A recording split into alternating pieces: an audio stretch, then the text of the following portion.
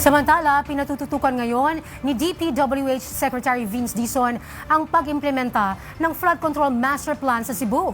Ito ay matapos ang malawakang pagbaha sa lugar bunsod ng pananalasa ng Bagyong Tino.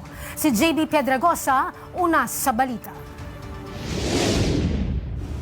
Matapos ang mapaminsalang hagupit ni Bagyong Tino sa lalawigan ng Cebu, ipinagutos na ni Department of Public Works and Highway Secretary Vince Dizon ang implementasyon ng Flood Control Master Plan sa Cebu. Ito'y nakabatay sa direktiba ni Pangulong Ferdinand Marcos Jr. na agarang tugunan ang flood control program sa probinsya at para hindi na muling maulit pa ang matinding pagbaha na kumitil ng maraming buhay. Sa isang pagtitipon, binigyang diin ni Secretary Dizon ang kahalagahan ng pag-iimplementa ng master plans na hindi nagawa ng nagdaang administrasyon na anyay malaki sanang naitulong noong nanalasa ang Bagyong Tino.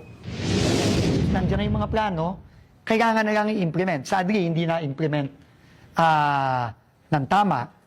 Kasama sa naging pagtitipon sina dating DPWH Secretary Rogelio Singson at National Irrigation Administrator Eduardo Guillen na tutulong sa pag-iimplementa ng master plan sa Cebu.